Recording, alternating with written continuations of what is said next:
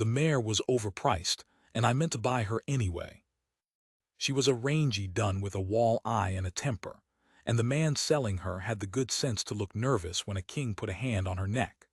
Around us, the Dunhallow fair churned in its mud, willow smoke, wet wool, 100 horses, the shriek of a fiddle being tuned badly and on purpose.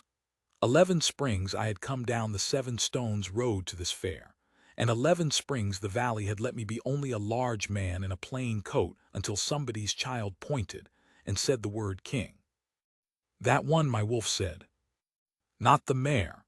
He had no interest in the mare. He was looking, as he had looked every spring for 11 years, at the woman holding the halter. Her name was Marin Cobb. She had a horse doctor's hands, cracked across the knuckles, and a smear of green salve on her wrist, and she was arguing with the mare in an undertone about whether it was reasonable to bite a stranger before noon. Say her name, my wolf said. You know it. You have known it since the year of the flood. Say it once. It will not kill you. I have never been able to explain, to anyone who does not carry a wolf, what it is to have another voice inside your own skull that shares none of your dignity. My wolf did not speak in the low growl of the stories. He spoke like a man who has had too much wine at a wedding and has decided to tell everybody exactly what he thinks of them, lovingly. 40, said the man selling the mare.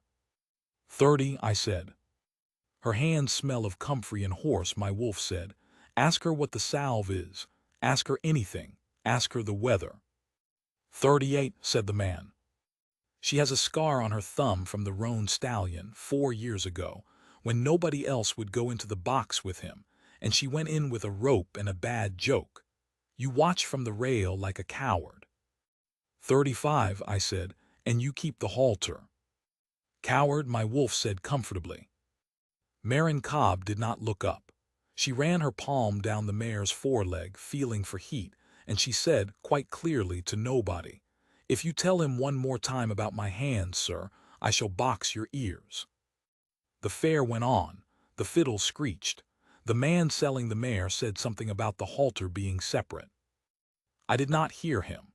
I was looking at a woman who had just answered a voice that lives behind my ribs and has never once, in 39 years, been heard by anybody but me.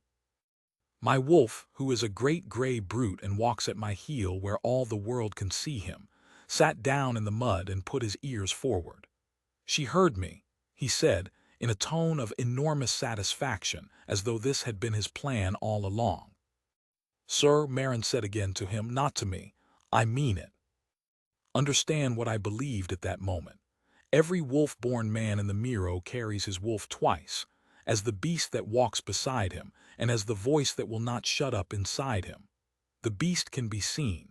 The voice cannot be heard, not by wives, not by brothers, not by king's councils, not by anyone.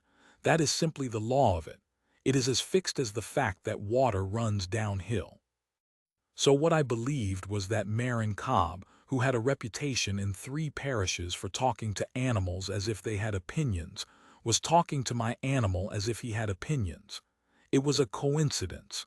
It was a horse doctor's soft-headedness. That was all. Then my wolf said, tell her about the coin. And Marin Cobb straightened up from the mare's leg, wiped her hands on her apron, looked my wolf in the eye and said, what coin? Somewhere in my chest, the winter went out of a river. I have never been able to say it better than that. Other men speak of the bond as a bell struck, a fire lit, a hand closing.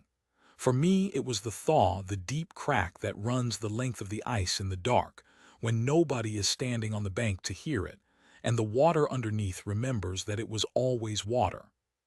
The coin was a shilling. I had carried it 11 years. It had gone smooth as a fingernail in my pocket, and I had never told one living soul where it came from, which was this. At the first fair I ever rode down to, a girl of 19 with a bloody sleeve had bought a broken-winded pony out of a knacker's cart for 1 shilling because she could not bear to watch it go, and she had turned out her purse and had been 3 pennies short, and a large stranger had put a shilling into her hand and walked away before she could look up. She had never seen his face. He had gone back up the 7 Stones road, and lain awake all night. She had given him the pony's rope end, I think, out of embarrassment.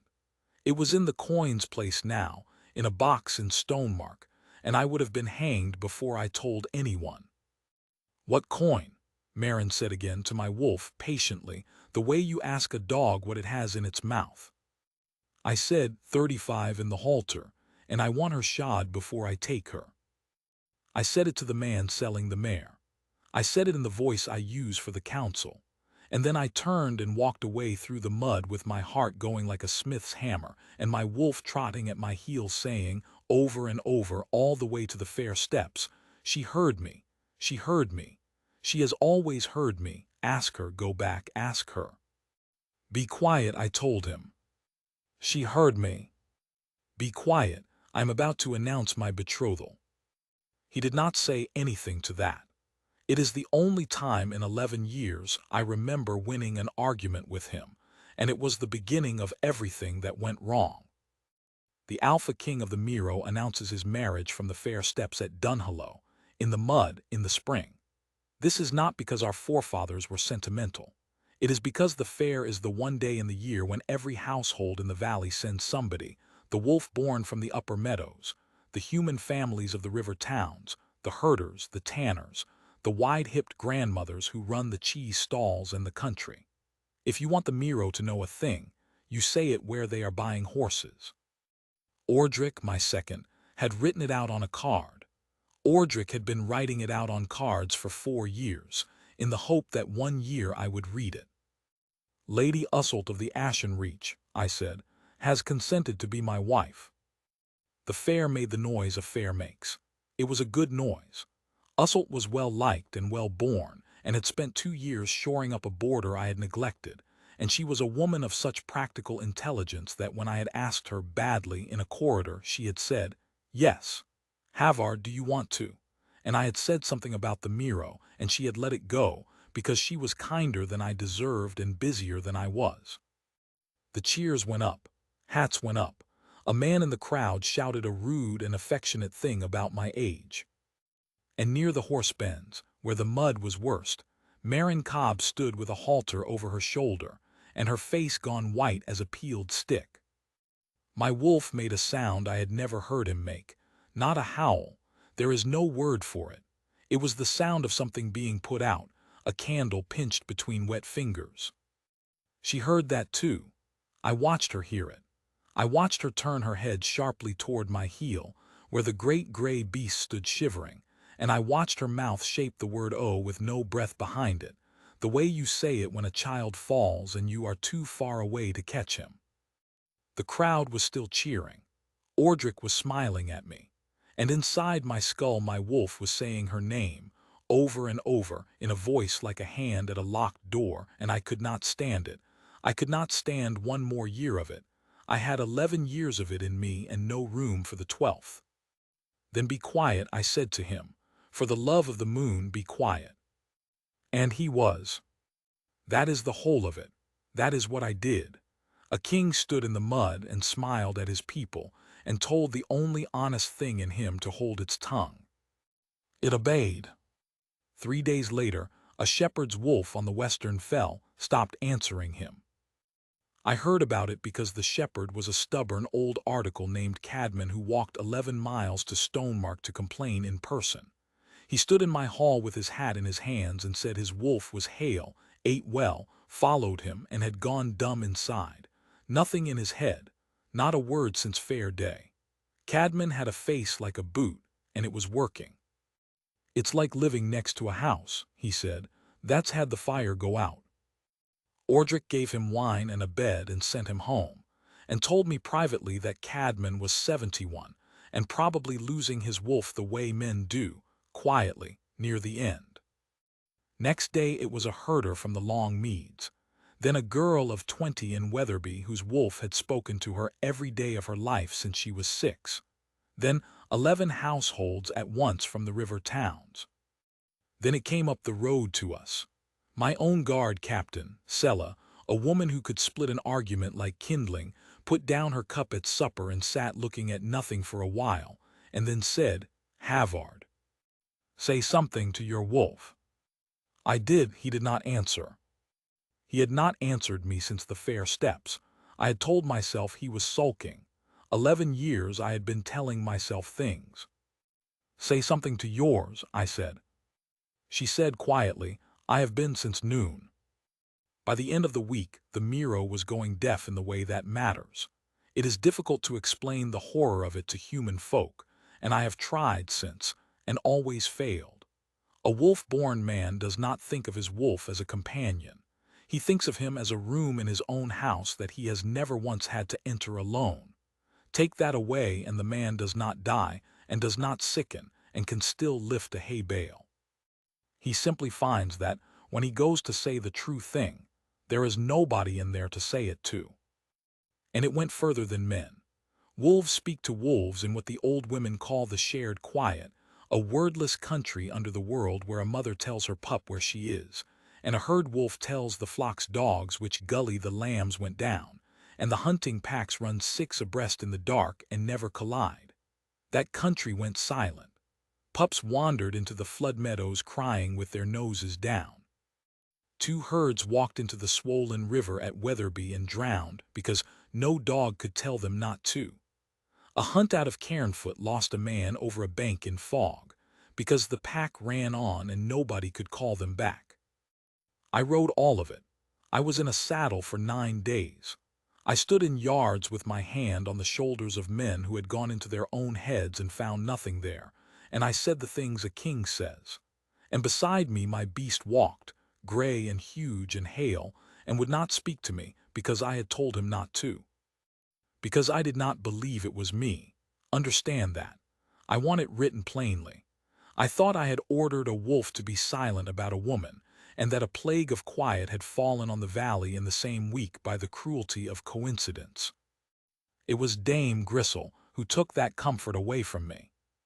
She kept the stones, the 7 of them, standing in the high pass where the road crosses over to the Ashen Reach, which have stood there since before anybody counted. She was 90, wore 3 shawls, and had a way of looking at a king as though he were a fence that needed mending. How long, she said, has yours been quiet? Since the fair. Ah, she said. Dame. A pack speaks in its king's key, she said. Every wolf in the Miro tunes to the king's wolf the way a fiddler tunes to the man with the pipe. It is not a law that anyone made, Havard. It is what a pack is. She poured tea with hands like knots of rope. The valley did not go dumb next to you. It went dumb because of you. What did you do to him? The fire popped. Outside, a wolf was howling somewhere down the fell, and it was the howl of a beast that howls into the dark and hears nothing come back. I told him to be quiet, I said. Dame Gristle put down the pot. Whatever for, she said. And there, in a stone room, at the age of 39, a king who had faced a Reach raid at 18 with a broken arm found he could not make his mouth say a woman's name. Gristle watched me not say it. 90 years old. Nothing gets past a woman who has spent 90 years watching people not say things. Then untell him, she said. I said I have. I have said it every hour for a week. He will not come back. No, she said, and for the first time she looked at me with something other than impatience. No, he wouldn't. You cannot order a heart to speak, boy. You can only stop lying to it and wait, and it comes back when it believes you. She began, with great deliberation, to wind wool. You'd better find somebody who can still hear. There is nobody. There's the horse doctor at Dunhallow, said Dame Gristle. There always has been. Everybody in this valley knows it, and everybody in this valley has agreed for 30 years to call her Simple, because it is easier than thinking about what she is. Where do you imagine the herders send a dog that won't work? She snorted. You are the only man in the Miro who never noticed, and you have been riding down to her fair for 11 years. I found her at midnight in the flooded meadow below Dunhallow, thigh-deep in black water, with a rope over her shoulder, and a yearling colt's head held above the surface in the crook of her arm. There were 4 other people on the bank holding lanterns and shouting useless things. She was not shouting. She was talking to the colt, low and steady and boring, The way you talk to something that will die if it panics, and the colt's eye was rolling white and fixed on her mouth. I went in. The water was snowmelt and it took the breath out of me like a fist. Between us we got the rope under his chest, and the men on the bank hauled, and the colt came out of the mud with a sound like a boot leaving a bog and stood on the grass with his legs going in 4 directions, alive. Marin Cobb sat down in the mud on the bank. Her lips had gone the color of ash. She looked at the colt, and then she looked at my wolf, who had waded out with me and stood at her knee, dripping, silent. She said, "He hasn't said anything for 9 days. No, I said. He always says something. She was shaking, and not only with the cold. When you came down at Michaelmas with the tithe carts, he told me you hadn't slept. When the roan stallion went for me, he told me to stand still, and I stood still, and I have never in my life stood still, and it saved me. He talks about the light on the water. He talks about your mother." Her voice went. "He talks about you the way a dog talks about the door." Every man on that bank was looking at her. Not one of them was surprised, and I understood that Grisel had told me nothing but the truth. The Miro had known about Marin Cobb since she was a child, and had decided to look kindly the other way, and had sent her their dogs. "How long?" I said. My own voice was strange to me. "How long have you been able to hear wolves?" "Always everything with 4 legs and everything with 4 legs business. Cows are dull, cats are worse than you'd think." She said it without any lift of pride at all, wringing out her hem. "I thought it was ordinary until I was 7 and told my father what the ewe wanted, and he wept, and I stopped saying it. I hear beasts. That is all I have ever heard." "He is not a beast." She looked up at me then, rain or river on her face. "I know that now," she said. "I have known it since Fair Day, when you stood on the steps and said her name, and something in your wolf went out like a candle. Beasts don't grieve to order, my lord. Beasts don't grieve a name." She laughed, a short, ugly sound, and put her wrist to her eyes. 11 years I have been telling the poor thing to speak up for himself. 11 years I've called him sir. I've told him he lived with a good, dull, courteous man who would never in this life say a plain sentence, and that he ought to bite him. Behind us the colt shook himself. The lanterns came closer, and Marin turned her head and said, without raising her voice, "Take that light out of his eyes," and they took it away at once. Then she said the thing that I will hear when I am dying. "I never knew it was you talking," she said. "I only knew somebody was." She would not come to Stonemark. She had 30 beasts in the sick pens and a mare due to foal, and she pointed out, with a horse doctor's flat contempt for rank, that a king's hall had never yet healed anything.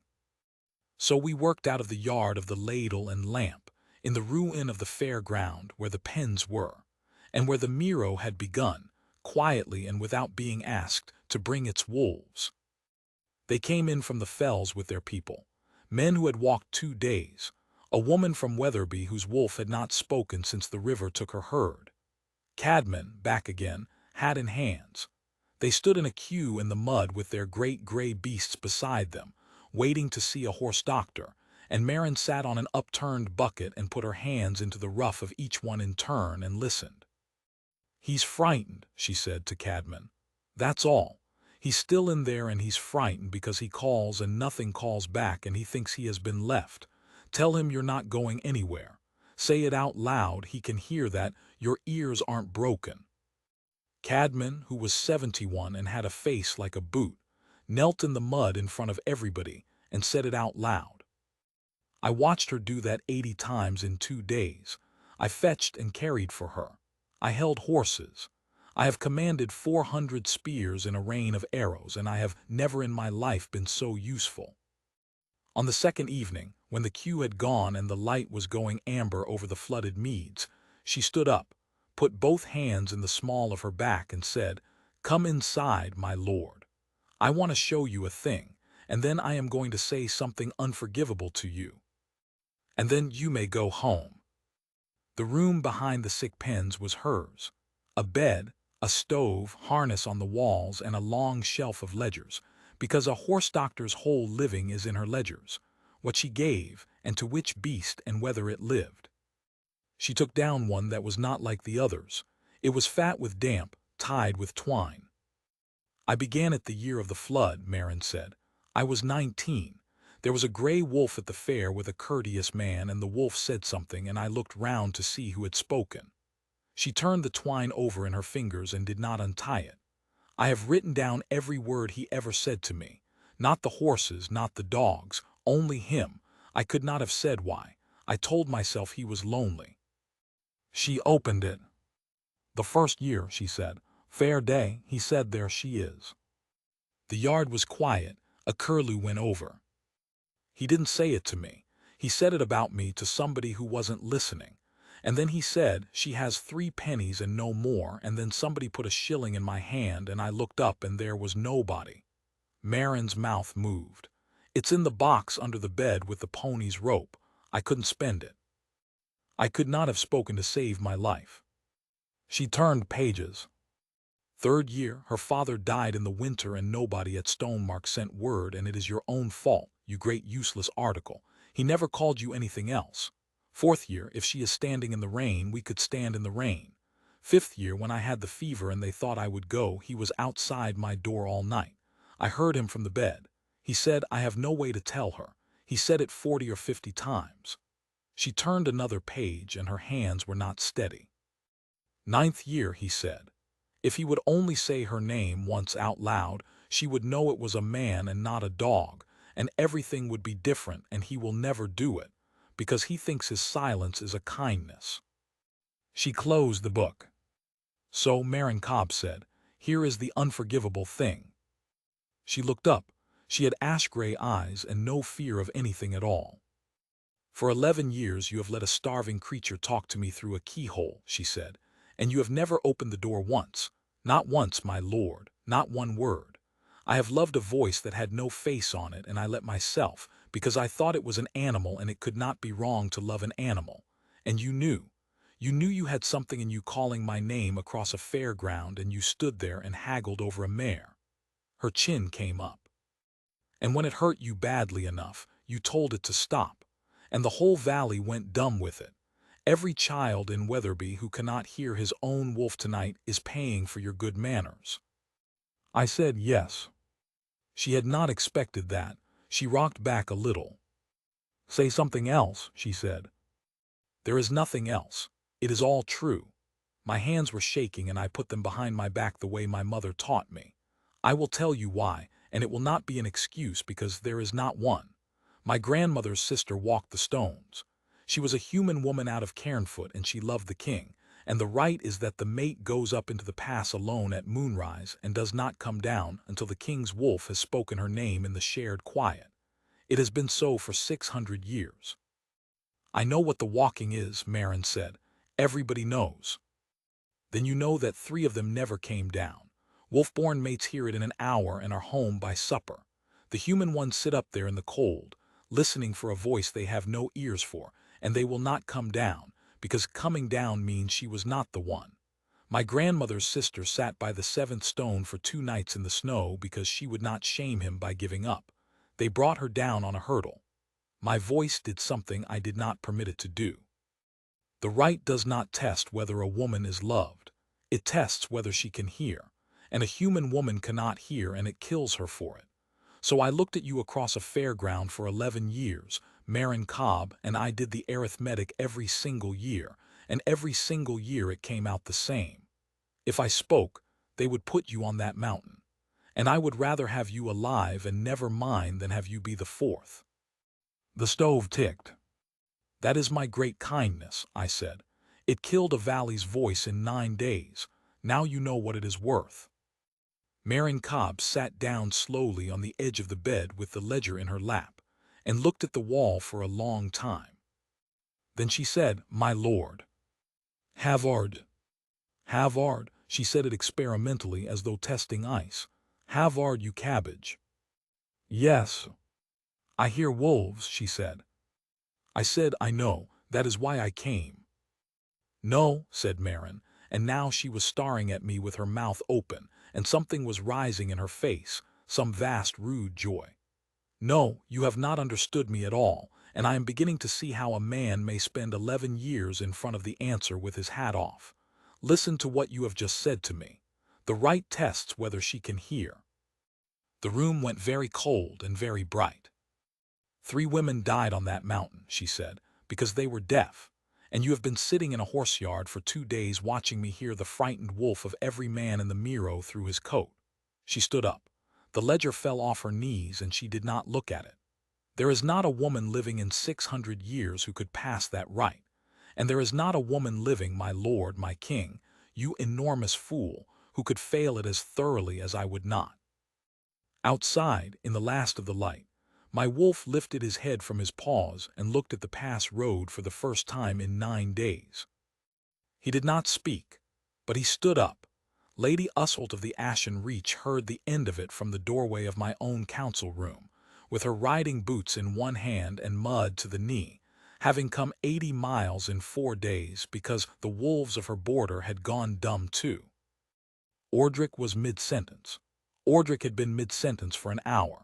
He is a good man and my second, and he was saying, with real distress, that a king could not unsay a betrothal announced at the Dunhallow fair, that the Reach would take it as an insult, that there were tallies and treaties and a shipment of iron, and that the valley's silence was a sickness which would pass as sicknesses pass, and that I was proposing to wreck 14 years of careful work over a horse doctor. Not a horse doctor, I said, the only person alive who can hear my wolf. Which is a marvel, my lord, and I do not doubt it, and it is not a reason to.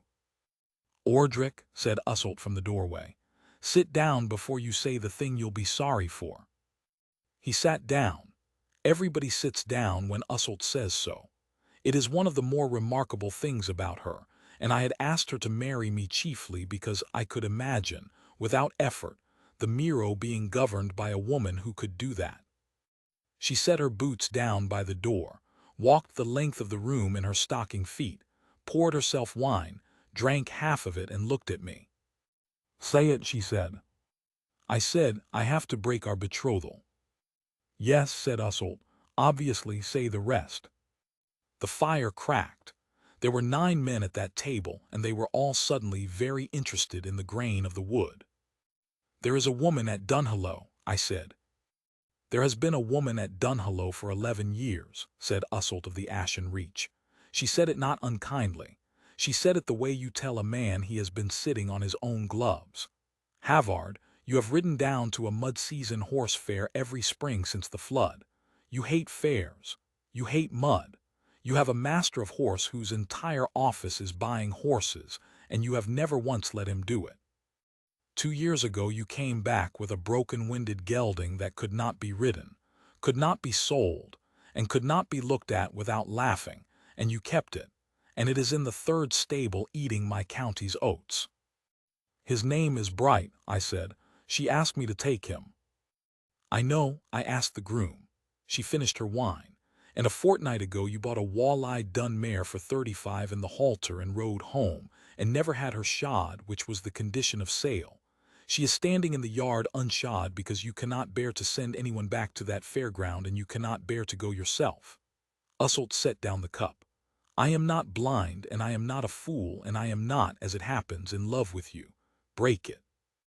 Break it tonight, and I will stand beside you at Dunhallow while you say so, and any man of the Reach who calls it insult will answer to me. The room let out its breath. Usselt, I said, my throat was not behaving. I have wronged you. You have wasted 11 years of your own life, she said, and about 4 minutes of mine which I shall put on the account. Then she pulled out a chair, sat down in it, and her face changed. And the practical brightness went out of it entirely. Now, I am wolf-born. My wolf has been silent for 6 days, and I would rather have lost a hand. What in the name of the moon have you done? So I told them. All of it in front of 9 men who had followed me since I was 22.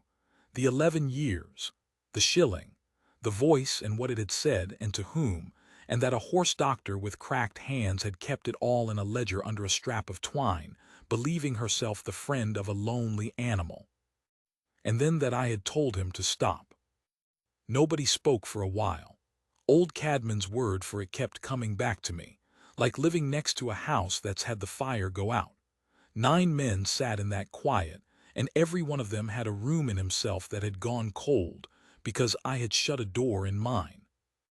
Ordric said at last, very low, "My lord, can you not simply take it back?" "I have taken it back 1,000 times." "Then he is punishing you."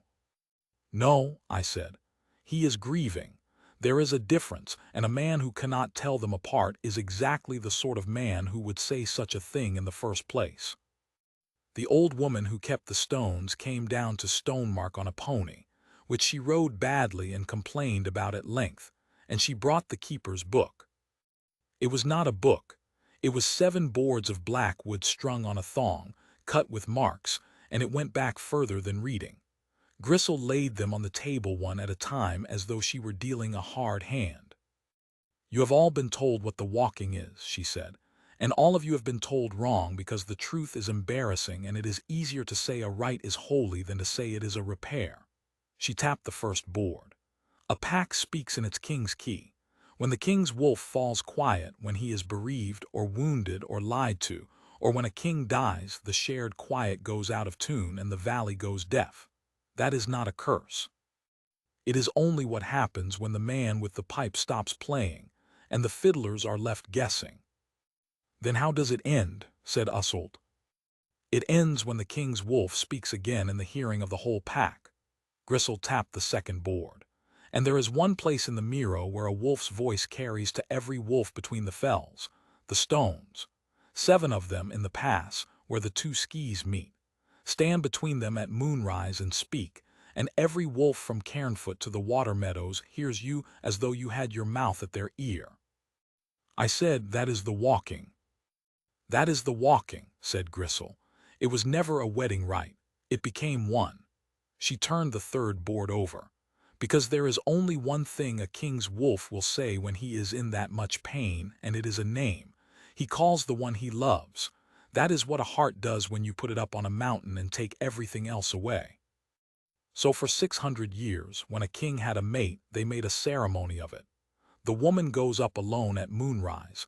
She stands at the 7th stone, and when the king's wolf speaks her name into the shared quiet, every wolf in the valley hears her named, and the pack is in tune, and the king has a luna, and everybody has a great deal of soup. Ordric, who is a tidy-minded man, said, "And if the wolf does not speak?"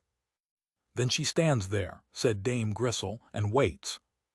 The fire went on burning. "3 of them never came down," I said. "3 of them were human women who could not hear a wolf's voice if it howled in their laps," said Grisel, "and their kings were not brave enough to go up and fetch them. Havard, do you understand what I am telling you? The right does not kill anybody.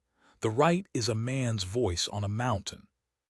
What killed your grandmother's sister was that the king's wolf spoke her name, spoke it plain, spoke it weeping twice, and the whole Miro heard it and started boiling the soup. And she was deaf to it, and she would not come down without it, and no one on that road had the courage to climb up and tell a woman with her honor in her hands that she was already loved." She folded her old spotted hands on the black boards. "They stood on the road and waited for her to come down and be happy," she said, "and it snowed." Nobody at that table said anything at all for a long moment. I have been in 3 battles. I have never wanted so much to be somewhere else. "So the silence in the valley," said Usselt slowly, "can only be mended at the stones, by his wolf speaking." "Yes." "And his wolf will not speak to him." "No." "And the one thing his wolf has ever wanted to say," Usselt turned and looked at me with her chin up, and something dangerously like affection in her face, "is a name that this man has never once said out loud." Dame Grisel picked up her tea. "Now she's got it," she said. "I want to be exact about this, because it is the shameful center of the whole business, and I have never told it to anyone but her. I could not say her name. Not in the way a man cannot lift a stone, in the way a man cannot walk off a roof. Every time I came near it, in that council room, in the yard, alone on the road with nothing but rain and my own horse, the whole of my body would arrange itself against it. My jaw would set. Something in me would step in front of the word, kindly, the way a good servant steps in front of a door. Because for 11 years, silence had been the shape of my love. It was the only gift I had ever given her. I had told myself, say nothing and she lives. I had said nothing so long and so faithfully that the nothing had become the thing itself, and to break it now felt less like courage than like theft, like taking back a coin I had put into her hand and walking away. And underneath that, the true thing, small and mean and ugly, which took me 9 days on horseback to find. If I said it, she might not want me. There it is, a king in a fur cloak with 400 spears, 11 years of holy self-sacrifice, and at the bottom of the well, a frightened man who preferred a woman who could not refuse him to a woman who could. My wolf had known it all along, of course. He had been shouting it through a keyhole into a horseyard for over a decade, and the only person in the world who could hear him had been writing it down. The silence went on, 10 days, 12. A boy of 9 from the long meads went out in the fog after his father's sheep with his young wolf beside him, and they came off the shoulder above Weatherby together in the white, and were not found until morning, and the boy lived because the wolf had gone over first and lay under him with a broken shoulder all night, and could not tell anybody where they were. Marin set the shoulder. I held the lantern. The boy's mother sat on the floor with her arms round the animal's neck and said, over and over, into its fur, I know, I know, I know, because she could not hear a word it said and would not let that stop her. That was the night I understood that I was going to do it, whatever it cost, and that I had not the least idea how. I found Marin afterwards in the pen yard, sitting on the mounting block, scrubbing her hands in a bucket of cold water long past the point where they were clean.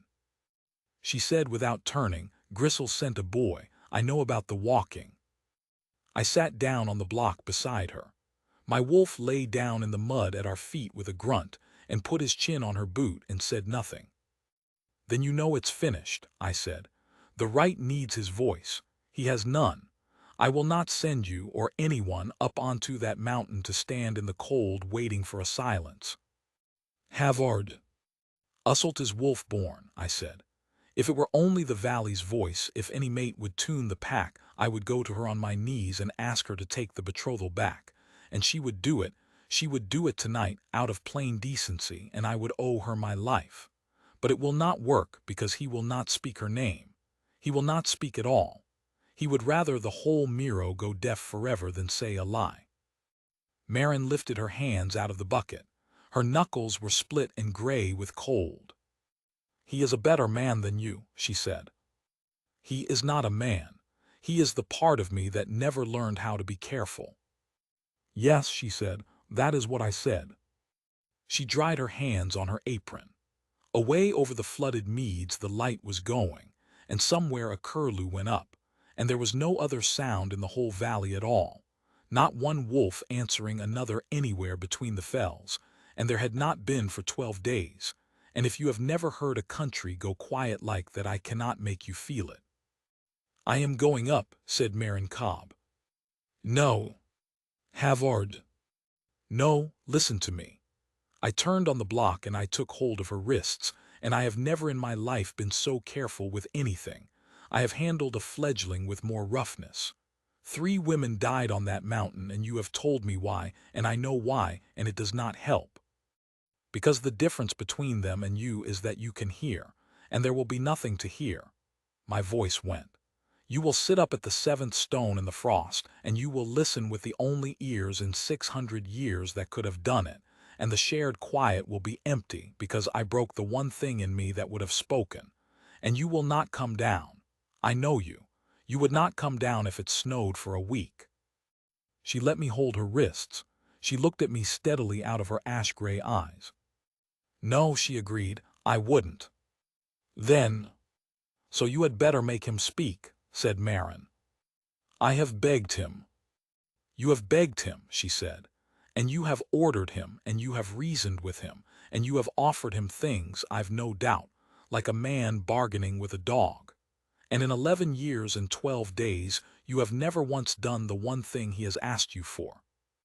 The wolf at our feet had not moved, but his ear had turned. "He is not asking you to feel anything," said Maren. "You have felt it, you great useless article, you have felt it until it made a fool of you and a widow of a mountain. He is asking you to say it, out loud, with your own mouth in the air where it can be refused." She leaned forward and her voice was not gentle. "That is the whole of the thing you have never done. Not to me, not to your council, not to the moon. And he will not go up on that mountain and be the mouth of a coward, and he is right, and I would not have him any other way." The dark came down over the water meadows. "Say it now," she said. "There's nobody here, only me and a wolf and a broken-winded gelding in a shed who won't gossip." And I opened my mouth. And I could not. I sat on a mounting block in a fair ground in the mud with the woman I had loved for 11 years holding my hands, and my jaw locked like a gate, and the whole of me stood in front of the Word, and I made a sound in my throat that was not a word and was not weeping and was, I think, the noise a horse makes in a burning stable. Maren Cobb put her arms around my head and held it against her shoulder, in the mud, in the dark, and said nothing whatever for a long time, which was the greatest kindness anyone has done me. Then she said into my hair, quite calmly, "Very well. Then I shall go up anyway, and you shall come as far as the first stone, and we will find out together what you are. There is a thing that happens in a valley when word goes round." I did not send word. I sent nothing. But we came out of Dunhallow at the middle of the afternoon on the last day of the thaw moon, Maren on the broken-winded gelding, because she said Bright had been waiting 11 years for a day out and it seemed a shame. Grisel on her hated pony, Usselt and Ordric behind, and I on foot, leading the wall-eyed dun mare, unshod, because I would not ride when Maren's ride was slower, and because a man walking has less to do with his hands. And the Miro came out of its doors. They stood along the fair road with their wolves. Cadman with his hat in his hand, 71 years old, 11 miles from his own fell. The woman from Wetherby who had lost her herd. The boy from the long meads on a hurdle with his wolf carried beside him on another. Tanners and cheese women and the fiddler who tunes badly on purpose. Nobody cheered. Nobody knelt. This is the Miro. We do not go in for that. They took off their hats and they walked with us. By the time the road began to climb, there were 400 people on it. The mud gave way to shale and then to old turf, and the willows fell behind, and the flooded meadows below us turned to a sheet of hammered silver under a low sun, and all that great crowd went up the 7 stones road together in perfect silence, because there was no other kind of silence left to us. Maren rode with the reins loose. Every so often a wolf would come out of the crowd and put its head against her knee, and she would put down her hand into its ruff, and listen, and say something too low for anybody but the wolf. At the third turning she said, "They are all still there, you know, every one of them, frightened out of their wits and still there. Not one of your wolves has gone. You can hear them." "No," she said, "that's what I'm telling you, there is nothing to hear. I can feel them there the way you feel a room with somebody in it in the dark." Her mouth twisted. "Whatever I am, my lord, I am not magic. I only listen harder than anybody else has bothered to." I walked on with my hand in the dun mare's mane. "I have never asked you," I said, "in all this, whether you would have me." Maren Cobb looked down at me from the back of a broken-winded gelding on a mountain road, with her hair coming down in mud to the elbows, and I saw that she was frightened, which I had not seen before, not once, not even in the flood. "No," she said, "you have never asked me anything." Dame Grisel stopped us at the foot of the pass, where the last thorn grows. Above us, the road went up into a cleft between 2 black shoulders of rock, and in the cleft, spaced along a half-mile of turf like the vertebrae of something very old, stood the stones, 6 of them visible, gray and lichened and taller than a man on horseback, and the 7th out of sight over the rise where the 2 skis meet. The moon was not up. The east had gone the color of a bruise. The keeper's word, said Gristle, and the 400 stopped where they stood. She goes alone. She goes at moonrise. She stands at the 7th stone. Nobody follows, nobody calls, nobody climbs, not her mother, not her king. She looked at me from under 3 shawls with 90 years of contempt for the courage of men. That is the right. And it is the right that killed 3 women, and I have kept these stones for 61 years, and I am too old to be careful. So I will say the true thing now, in front of everybody, and you may all remember I said it. She turned to the crowd on the road. If she is up there past midnight, said Dame Gristle, I am going up to fetch her, and I will take any hand that is offered. An old sound went through 400 people. It was not a cheer. It was the noise a valley makes. Then Marin got down off the gelding. She took off her cloak, and she gave it to the boy from the long meads, and she said something to him that made him laugh, which nobody else heard, and which he has never told anybody, and I love him for it. She gave the reins to Usselt. She stood a moment with her hand flat on Bright's neck. Then she came to me. The dun mare shifted between us. Marin put her palm on the mare's cheek, out of pure habit, the way she has touched every animal she has ever passed, and she said, You never had her shod. No. Bad practice, my lord. I know. She looked up at me. Behind her the pass went up into the dark, and the first star came out over the black shoulder of the fell. Havard, she said, I am not going up there for the valley. I want that said plainly, since we are being plain at last. Usselt could tune your pack if your wolf would sing for her, and he won't, and that is not my doing. I am going up because when I was 19 a voice said there, she is out of nowhere, and it has been the whole warm center of my life. And I have loved it every day for 11 years. And tonight I mean to stand where it has to speak or not speak, and find out at last whether anybody is at home. She stood on her toes and put her cold, cracked hand flat on my chest, over the breastbone. If he doesn't come, said Marin Cobb, I will still have had 11 years of the best of you. Don't you dare climb up after me. Don't you dare send Gristle. I will come down when I have my answer, and I will come down walking. And she took her hand away and went up into the pass alone, and the moon came up behind the stones like something rising out of water, and 400 people took their hats off in the dark. I stood at the first stone with my hand on the cold lichened rock. And inside me, where the great warm shameless voice had lived for 39 years, where it had shouted her name across a fairground, and told me I was a coward, and sat all night outside a fevered woman's door with no way to tell her. There was nothing. Not a sound, not a breath, not one word.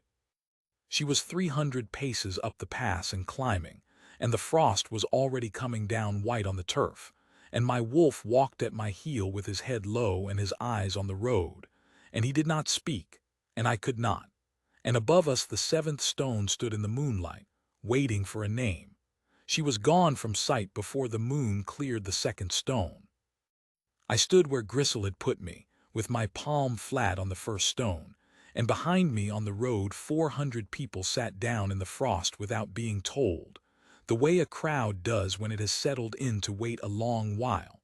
Somebody built a fire. Somebody else put it out again, and I understood why. Light in the pass mouth would have made the dark above worse for her, and no one wanted to be the one to give her a warm thing to look back at. Usselt came and stood at my shoulder. She had put on her cloak and the boy's cloak on top of it, and she was still shivering, which she pretended not to be. How long to the 7th stone, she said. An hour at her pace. And then she stands there, I said, and listens to nothing. Gristle was somewhere behind us with the pony, saying uncharitable things about its ancestry. Ordric was walking the line of the road, quietly, from group to group, doing the thing he does. I saw him take off his own gloves and give them to Cadman, and I saw Cadman refuse and Ordric win, because Ordric always wins that argument. The moon came up in earnest. It is a strange country, that pass. 2 skis meet there, the sky over the Miro, which in spring is full of weather coming up the valley off the flooded meads, and the sky over the Ashen Reach, which is dry and hard and full of stars. Standing at the first stone, you can watch a rag of cloud come up the fell behind you and simply stop at the ridge as though it had reached the end of its authority. The turf is short and blue in that light. The stones go up the rise in their crooked line, and each one, as the moon lifts, throws a shadow twice its length across the grass, so that the whole pass is barred like a fence. Somewhere up there, small in the moonlight, a woman was climbing with her hands in her sleeves. "Speak to her," I said. "Nothing. She is going to sit in the frost all night for you. Speak." Nothing, not sulk, not spite. The absence of a thing. There is no metaphor. When my mother died, I went into her room 3 days after and stood in it, and the room was the same, the chair, the window, the little brown jug, and there was nobody in it, and the nobody had a shape. At my heel, the great gray beast lay down in the turf and put his head on his paws and watched the road going up. She reached the 4th stone as the moon topped the eastern shoulder, and we lost her in its shadow, and the whole road drew breath and then found her again 50 paces higher, and let it out. That was the hour when Ordric came back to me. "My lord," he said low, "speak to them." "I have nothing to say." "You have 400 people sitting in a frost on a mountain road for a woman most of them have never spoken to." He said it without heat. Ordric is not a man of heat. "They came out of their doors, Havard. They walked 11 miles in the dark on a rumor. That is not because they love their king. Forgive me. It is because they have all gone deaf inside, and every one of them believes tonight that a horse doctor is going to give them their voices back." I said, "And if she cannot?" "Then they will have sat in a frost together," said Ordric, "instead of separately in their houses going mad. That is what a valley is for." He waited. He is a patient man. He has been waiting on me for 14 years.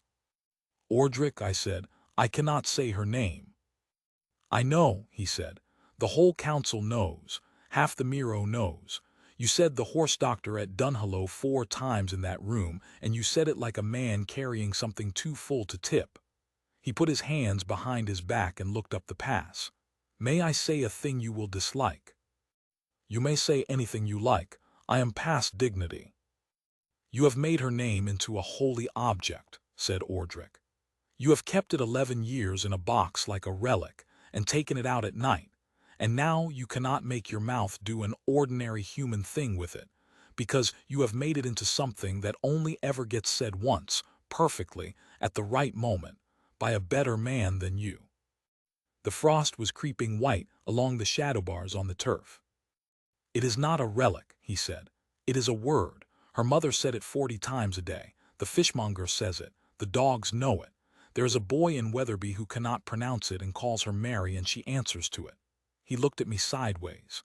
"You are not going to say it beautifully, my lord.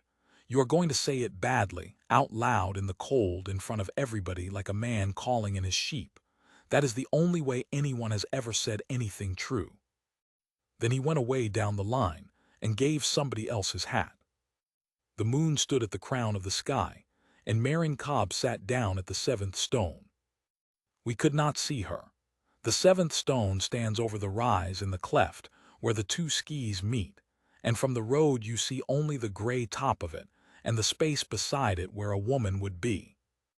An hour went by, and another. The cold at that height in the last of a thaw moon is a particular cold. It does not blow, it settles. It comes down out of the clear like something being poured, and it takes the ground first, and then your boots, and then the small of your back, and it is worst for anyone sitting still. I had climbed that pass at midwinter as a boy. I knew exactly to the hour what was happening to her. At the 3rd hour Usselt said, "Havard." She said not to. She said not to climb. Usselt's teeth were going. She stood with her arms folded and her eyes on the rise. She said nothing about anybody else. Grisel from the dark said, "It is not midnight yet, girl." "It is cold," said Usselt of the Ashen Reach. And I stood at the first stone with my hand on the rock and my whole body a locked door. And I thought about a woman lying on a hurdle 600 years ago on this road with her honor still in her hands, and about a king who stood exactly here, where I stood, and waited for her to come down and be happy. He was not a coward, I thought. That is the horror of it. He was a man who had been told the rules of a right, and he kept them, because the alternative was to walk up a hill and say a plain thing badly in front of everyone. The moon began, very slightly, to lean west. I took my hand off the stone. "Grisel," I said, "you keep the stones, I want a ruling." "You want an excuse." "I want a ruling," I said. "The right says nobody follows her, nobody calls, nobody climbs. Does it say anything at all about a man standing at the first stone in the hearing of the whole valley?" There was a silence in which I heard the pony, some way off, cropping frost.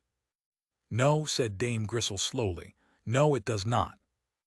"Then I shall stand here," I said, "and I shall shout. I want to tell you that it came easily then. That the moment I had decided, the word came up out of me like water.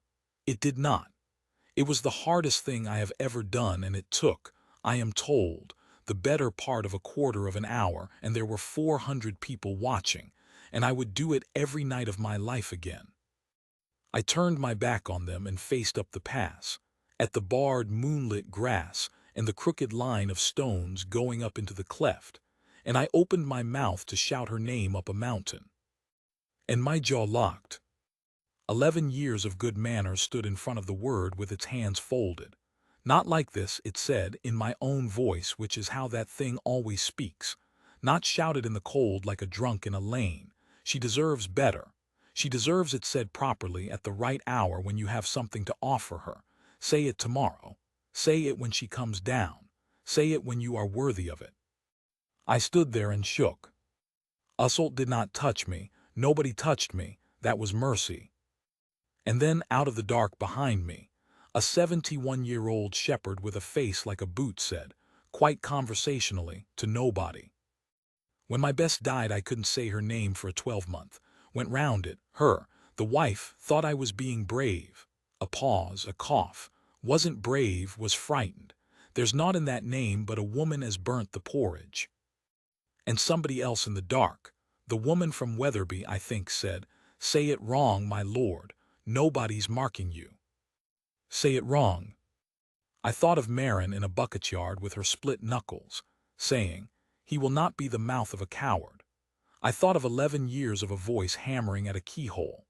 I thought of a ledger tied with twine, and a shilling that could not be spent, and a broken-winded gelding in my third stable eating the ashen reaches oats, and the whole ridiculous, unbearable weight of a life spent loving somebody carefully at a distance. And I thought, she is cold. That was all. That was the thing that did it. Not destiny, not the valley, not the pack, not 600 years of stones. A woman I loved was sitting on frozen ground in the dark with nothing to listen to, and she was cold, and I had put her there. I filled my chest, and I shouted up the pass, and my voice broke on the first syllable and went out of me like a boy's. Merin. It went up the cleft between the black shoulders, and the rock took it and threw it back, and I heard it come down over the 400 behind me. Cracked and ugly and far too loud, a large man bellowing a woman's name at a mountain. Nothing happened. The moon did not stop, no mark burned, there was no glow, no music, no faded hush. There was only the fact sitting in my chest like a swallowed stone, like a light left burning in a house I had thought was empty, that I had said it. So I said it again. Merin Cobb, I shouted, and my voice steadied, and I did not care in the least how it sounded. Merin Cobb of DUNHOLLOW. And I told her. I stood at the first stone in the frost with my back to my whole valley, and I shouted 11 years up a mountain. That I had put a shilling in her hand at the Flood-year fair and gone home and lain awake. That I had come down to the mud every spring for the sight of her hands on a horse. That I knew the scar on her thumb and where it came from, and that I had watched from the rail like a coward. That I had bought a broken-winded gelding because she asked me to, and named him Bright because she called him that, and that he was in my third stable, and that Usselt knew, and that everybody had known but her and me. That my wolf had spent 11 years telling her the truth through a keyhole, because I had not the courage to open the door. That I had told him to be quiet because I could not bear to hear it one more spring, and that I had gone deaf and taken a valley with me, and that it was mine, all of it, every silent dog and drowned herd and the boy on the hurdle mine. That I had never asked her anything. That I was asking now. "And if you will not have me," I shouted, at the barred grass and the crooked stones and the cold indifferent moon, "then come down and tell me so to my face, and I will bear it, but come down, MERRIN, come down, you are cold." And my voice went entirely, and I stood there with my hand on the rock and my head down, and 400 people said nothing at all.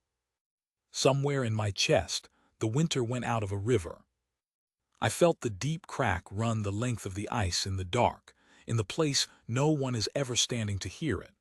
I felt the water underneath remember that it had always been water. And a voice I had not heard for 12 days said, in a tone of enormous and unbearable tenderness, "You great useless article." I went down on one knee in the turf. I could not help it. My legs did it.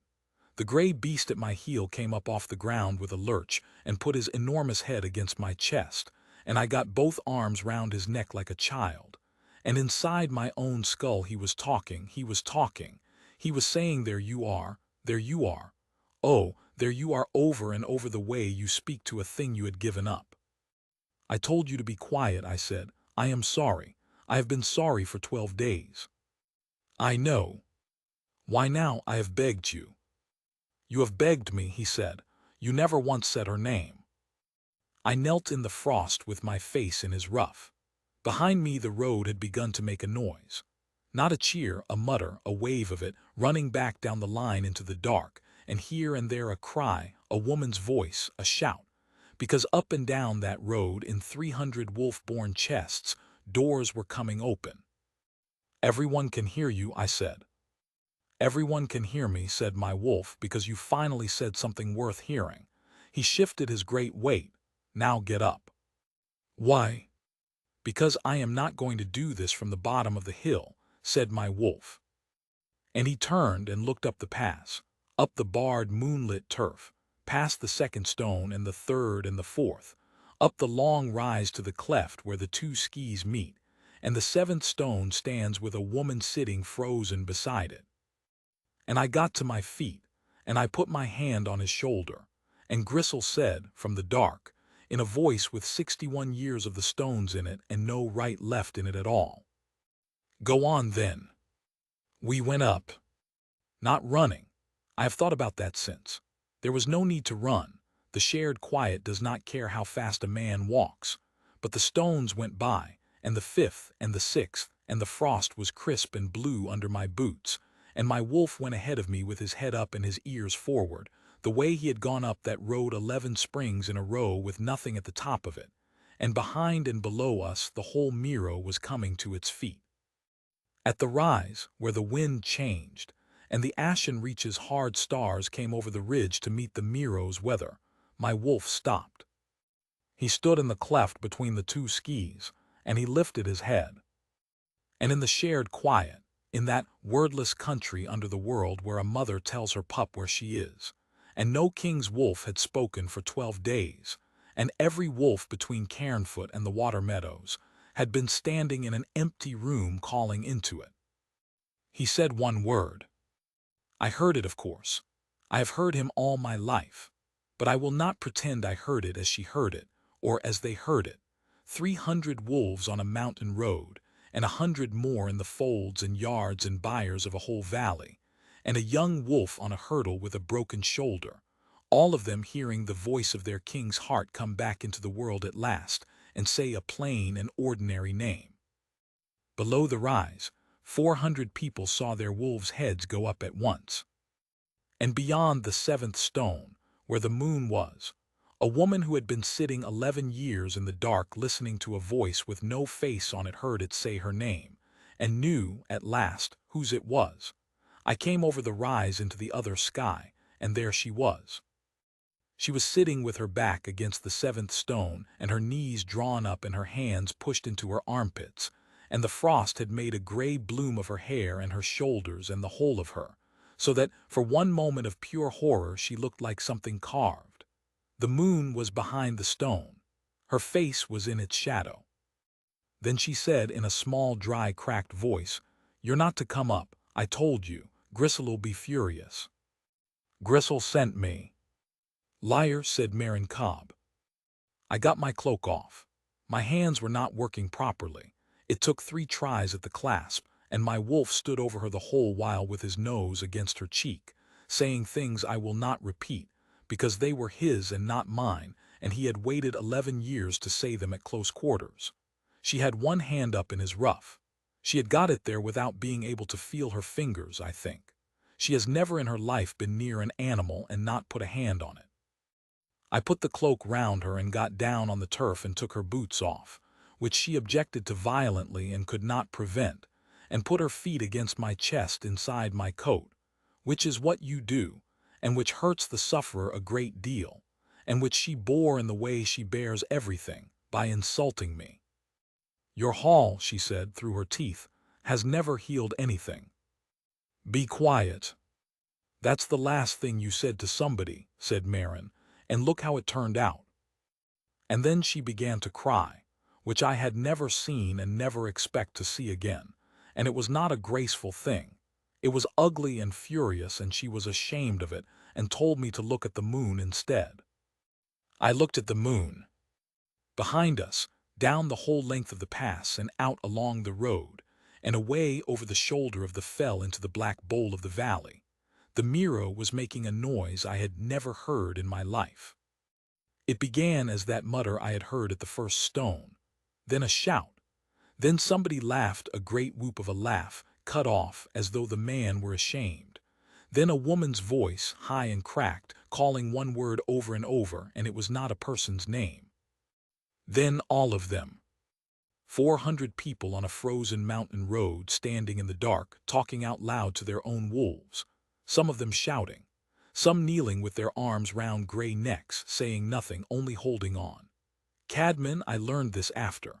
I did not see it. Cadman sat down in the frost like a man whose strings are cut, and put his hat on the ground and said, "There you are, you old article," and then said nothing else for an hour.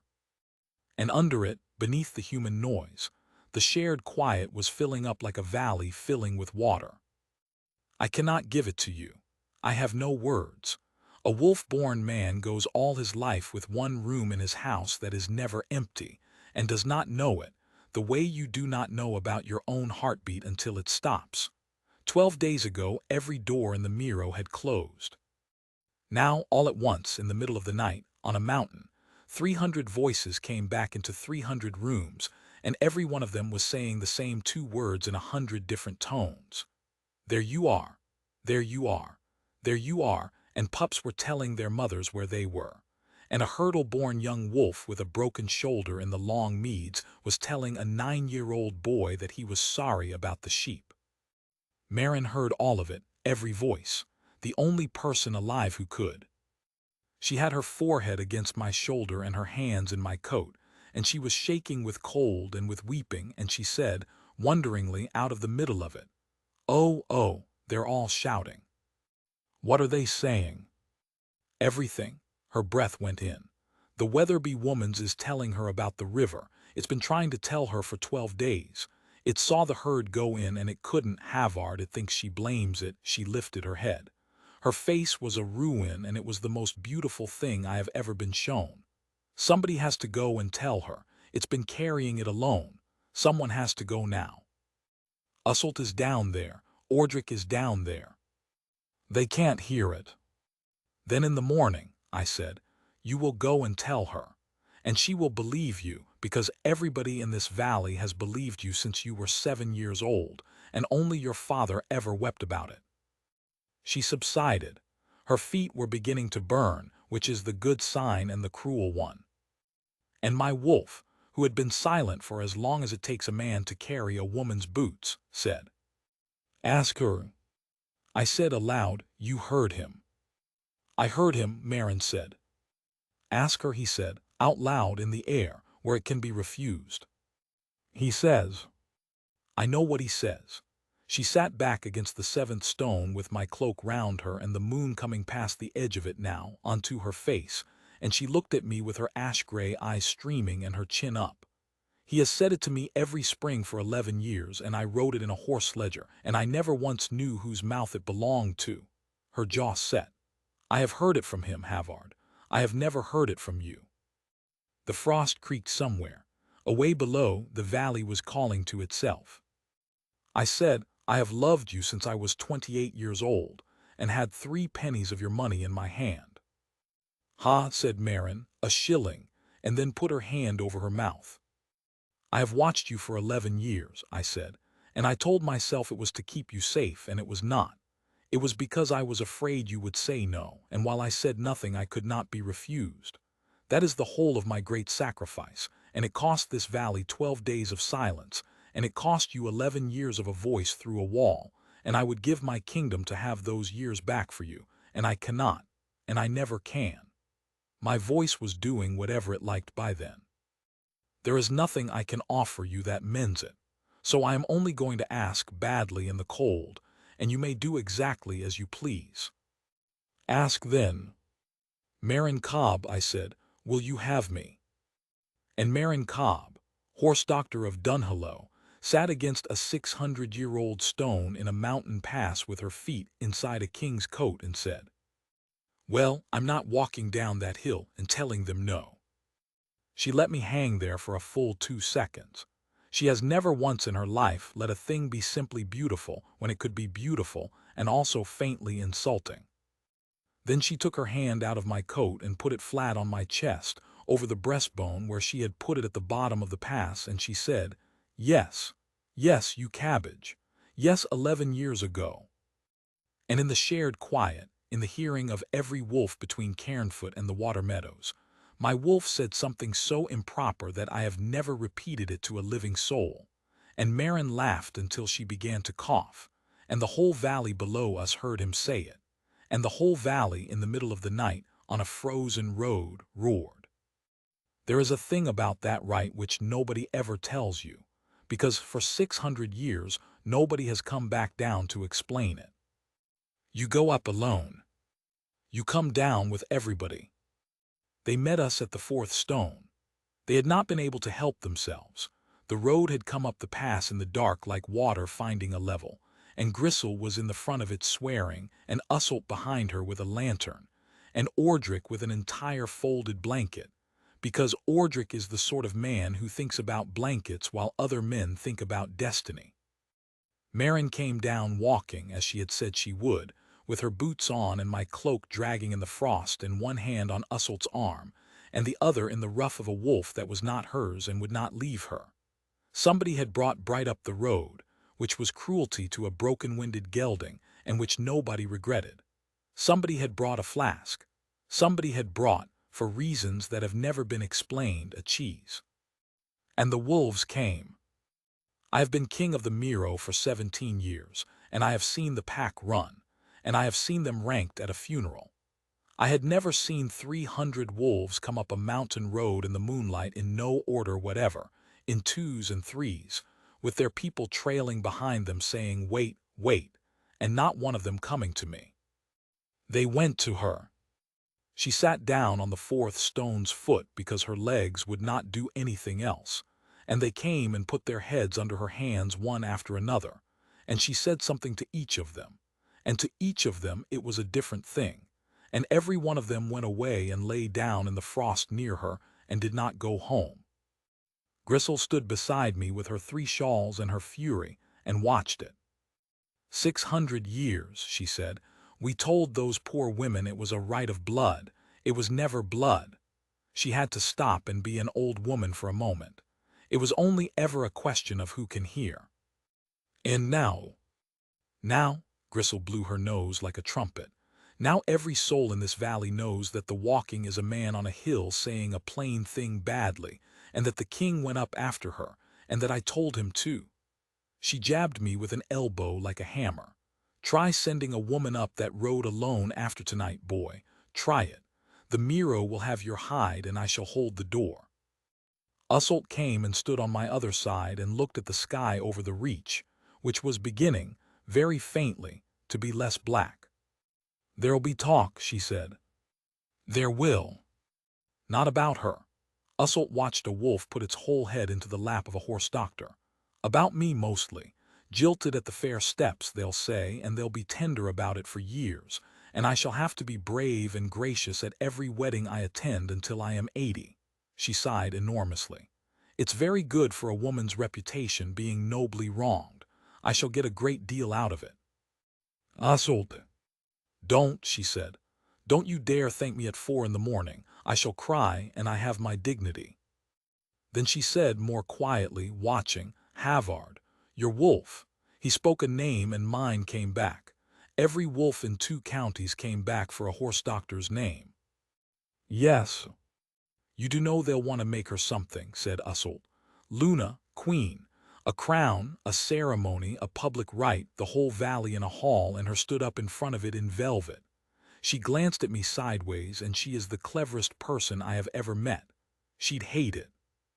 I looked at Maren, sitting on the foot of a standing stone in a cloak that did not fit her, with her hands in wolf fur, telling a shepherd's frightened animal that nobody blamed it. Yes, I said, she would. The dawn came up the valley from the water meadows, and found us all still on the road. I have never in my life been so tired, nor so nearly happy, nor so unable to do anything about either. 400 people had sat in a frost all night and were now going home slowly and stopping every 50 yards to talk to each other, which is what the Miro calls efficiency. Somebody had lit the fire after all. The cheese, I am told, went round twice. And as the light came, the valley began to speak in the ordinary way. That is the part I would give you if I could give you only one. Not the moment at the 7th stone. This. The sun coming up on flooded meadows lying like hammered silver from Dunhallow to the fells, and mist standing in the willows, and from every fold and yard and byre and pen in the Miro, the sound of wolves. Not howling, talking, to their people in the rooms where their people were, saying the small ordinary things, the ewes are in the low field, that dog is lame, there is somebody at the gate, I am here, I am here. A whole valley's worth of quiet, decent, interminable conversation resuming.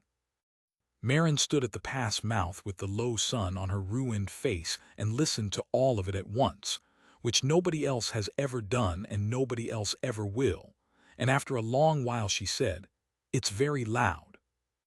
Is it? It's like a fair, she said. It's exactly like a fair. She rubbed her eyes with the heels of her hands. Havard, someone has to tell that boy's mother in Wetherby, and the herd woman, and there's a bitch above Cairnfoot with pups in a drain and nobody's been able to hear her for 12 days and she is not pleased. Then we will go to Cairnfoot. We. Bright cannot manage it, I said, and you cannot walk. And I have an unshod mare standing in my yard that I bought at your fair for 35 and the halter, and I have been too much of a coward to send her back to be shod. Maren Cobb looked up at me. Bad practice, she said. I know. Very bad practice, she said. You could lame her. Then, I said, you had better come to Stonemark and shoe her yourself, and stay to see it done properly, and stay after that, because there is a broken-winded gelding in the 3rd stable who is eating the Ashen Reaches oats, and has never once been visited by the woman who made me buy him. And Maren, who had wept once in 11 years, and did not intend to do it twice in one night, turned round and shouted at Dame Grisel to come and look at the sun on the water, and did not answer me for about a minute and a half. Then she said, without turning, I'll want my ledgers. All of them. All but one, said Maren. One of them's yours. You've never read a word of your own heart in your life. It'll do you good. We were married in the autumn, in the yard of the Ladle and Lamp, because she would not be married in a hall. There was no crown. There was no cloak given and no ceremony stopped and no pack drawn up in ranks, and if you have heard otherwise it is because the story has been told in the Reach, where they will improve anything. Dame Gristle read out 4 sentences from a board of black wood, most of which concerned cattle, and admitted afterwards that she had not been sure any of it applied. Ordric wept. Usselt of the Ashen Reach did not cry at all, and was gracious, and was noble, and has got 20 years of goodwill out of it and is not sorry. The Miro came and stood about in the mud, and took its hats off. Cadman gave us a lamb, which was a great sum to him, and which we accepted, because you do not refuse. The boy from the long meads walked in on his own legs with his wolf beside him, and the shoulder had set crooked, and it does not stop him. The woman from Weatherby did not come that year. She came the next. And Marin Cobb wore a grey dress with a mended sleeve, and did not once, in the whole of that day, stop being a horse doctor. At one point in the middle of the vows, a carter's mare went down colicking in the road outside, and my wife excused herself, and Dame Gristle said something unforgivable, and the entire wedding stood in the lane in the rain for 2 hours while the Luna of the Miro, a word she has never permitted anyone to use in her hearing, walked a mare up and down until she passed what she had to pass. She came back with her sleeves rolled and her hands filthy and said, "Where were we?" "You were about to have me," I said. "Ah," said Marin, "yes, go on then." 2 things I do differently since. I set them down because Ordric says a king's changes ought to be written, and because neither of them is grand. The first is the stones. The walking is not forbidden. Gristle would have my hide and the Miro would riot, but it is changed, and the change is in the keeper's boards now in fresh cuts, which took her 3 days and a great deal of complaint. A mate goes up at moonrise if she wishes, and the king stands at the first stone in the hearing of the whole valley and says her name out loud before ever she sets foot on the turf, badly if need be, in the cold, where it can be refused. Gristle calls it the shouting. She does not approve of the name and cannot stop anybody using it. The second is smaller. I go down to Dunhallow every spring, to the mud season fair, as I have for 11 years and now for many more. I do not buy horses. My master of horse buys horses. It is his entire office, and he does it better than I ever did, and he is very glad to have the work back. I go and stand at the rail by the sick pens and hold things for my wife, who is generally underneath a horse. It is late now and cold, and this is the last of it. Our house at Stonemark is not the hall. The hall is for the council and the tithe carts. We live at the back, in 3 rooms over the stable yard, because she said she would not sleep where she could not hear the horses, and because I have never once won an argument with her, and because I have never once wanted to. There is a shelf on the north wall, and on it are 140 ledgers, and every one but one is full of horses. That one is tied with twine. I have read it.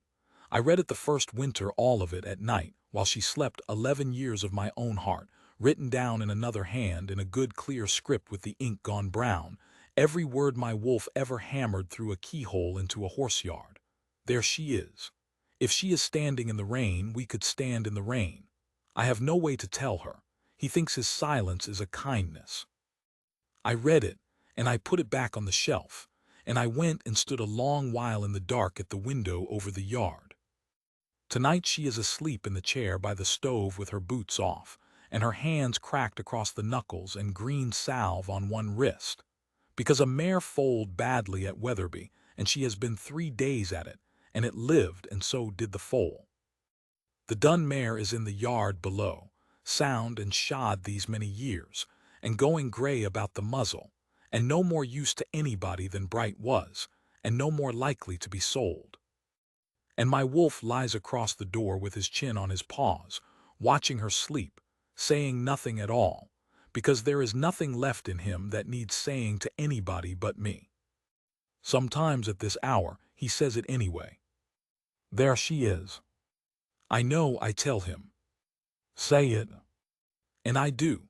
I get up out of my chair and I go across the room, and I put my hand on her hair, and my wife makes a small cross noise in her sleep, the way she does and does not wake. and I say her name out loud, badly in the warm dark to nobody. It is only a word. Her mother said it 40 times a day. The fishmonger says it. The dogs know it. A boy in Weatherby cannot pronounce it and calls her Mary, and she answers to it, and it took me 11 years to learn the trick of it, which is this. You do not say it once perfectly at the right moment when you are worthy of it. You say it every day of your life in the cold, out loud, where it can be refused.